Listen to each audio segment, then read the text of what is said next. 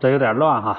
这是一个厨房，厨房呢这里有一大排的柜，这个厨房呢很大，底下这个柜子大概有6米长。这些先不论，先不管，先做这一面。这一面有一个挺老大一个柜子，先做它。Hello， 大家好，我是立冬，欢迎观看这一期的视频。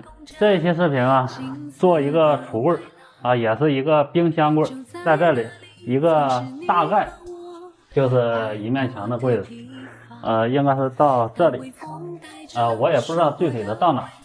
这个位置就是从这个墙开始到这有一个冰箱，然后从这个冰箱再往这里有一个烤箱，而且呢，这两个东西都是嵌入式的。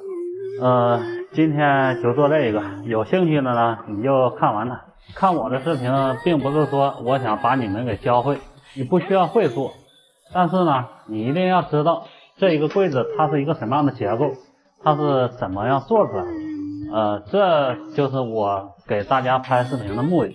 这一个柜子呢不需要怎么去量它的尺寸，只需要知道它的高度就行了，剩下的全部按照冰箱按照烤箱来做。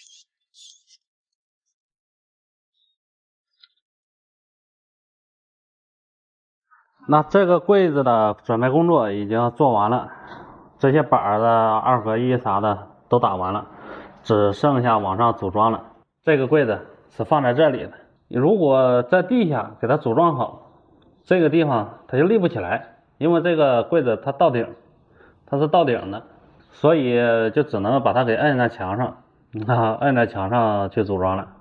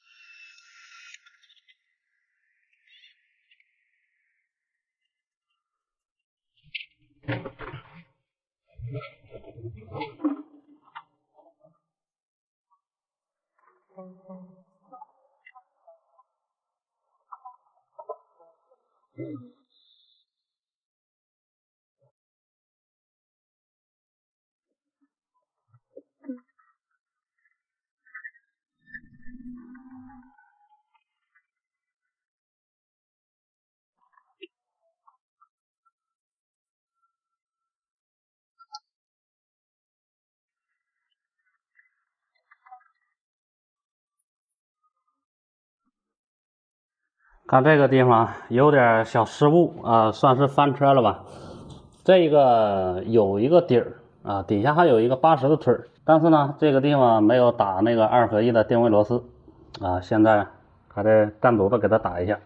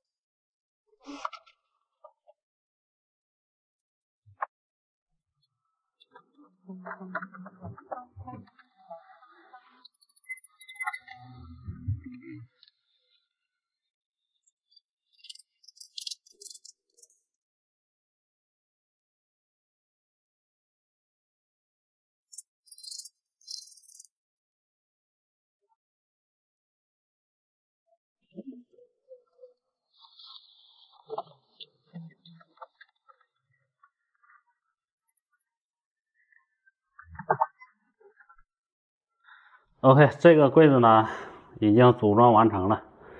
这里是烤箱，上面呢这里还需要放一层隔板。底下这里是抽屉，抽屉呢现在先不管它，先不做。其实呢这里的柜子是一个套柜，这一个只是一个冰箱柜，然后在这里还有一大排子的橱柜。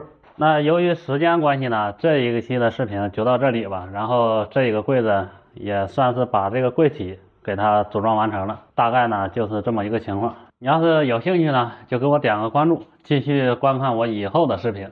这一期视频就到这里，我们下期再见，拜拜。